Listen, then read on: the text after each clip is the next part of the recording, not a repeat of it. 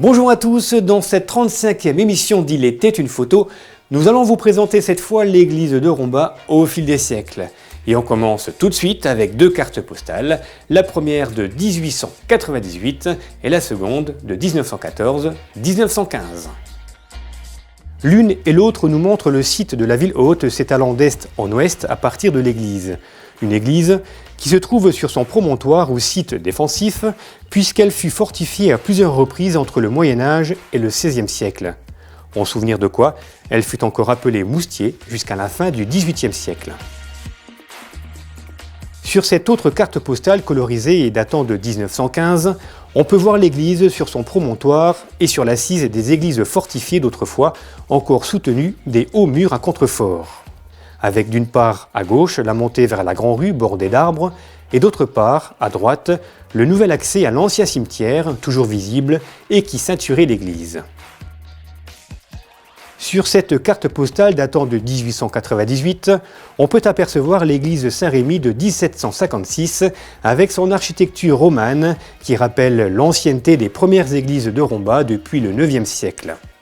L'église est édifiée sur la place des Tilleuls ou Tilleuls, l'arbre de la convivialité, et entourée par le mur du vieux cimetière. À droite, on remarque le presbytère installé au XIXe siècle dans la maison de maître d'un ancien négociant en vin. Sur cette carte postale datant des années 30, on peut voir de plus près l'église et plus particulièrement son clocher. Un modèle qui fut largement recopié au XVIIIe siècle dans tout l'archiprêtre de Romba, par ailleurs fort étendu. Depuis 1902, l'église a perdu son vieux cimetière, mais il demeure encore l'ossuaire du XVIe siècle. Hélas, lui aussi sera détruit un petit peu plus tard en 1936, tout comme l'oratoire ici à droite. Sans doute la stèle de l'ancienne tombe des prêtres de la paroisse décédés et inhumés à Romba. Nous poursuivons notre visite à l'intérieur de l'église avec cette carte postale au cachet de 1904. Elle nous montre un intérieur de type grange ou halle avec plafond plat, absence de transept et au décor sommaire composé de faux moellons dessinés sur enduit. On note également un autel principal, des autels latéraux et un lustre plutôt intéressant.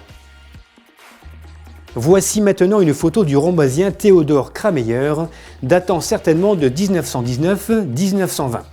On y découvre des petites et grandes communiantes dans le chœur, sous les yeux attentifs du curé, du Suisse et des parents assis dans la nef. On distingue également les bougies lumineuses de la demeure céleste, l'exemplarité sainte figurée par les statues de Jeanne d'Arc, la Lorraine, et de Saint Michel terrassant le dragon. Tous deux rappelant aussi le catholicisme patriote, la victoire sur les Allemands et le retour à la France. Voici maintenant une comparaison fort intéressante de la vieille église de 1756 et de la nouvelle de 1938-1951. Si le presbytère est toujours le même, de l'ancienne église, il ne reste que le clocher. Petite précision, la construction de l'actuelle église débuta en 1938, mais en raison de la guerre, elle ne s'acheva qu'en 1951, année de sa consécration. Sur cette photo aérienne de 1957, on découvre l'église et la place du même nom puisque les tilleuls ont disparu. On voit également le monument aux morts de 1951, à côté l'ancienne bâtisse des moines Carmes de 1783, détruite en 1966, et à droite, le presbytère. En contrebas, l'espace nivelé de la future place du Dr Job, aujourd'hui place de l'Hôtel de Ville.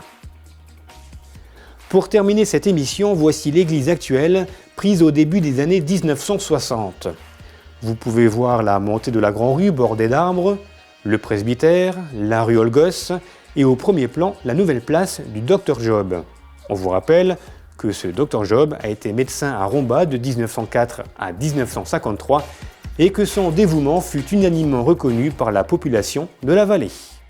Et bien voilà, cette émission sur l'église de Romba est terminée, mais on se retrouve très vite sur RTV pour un prochain numéro d'Il était une photo, et cette fois nous repartirons du côté de l'usine.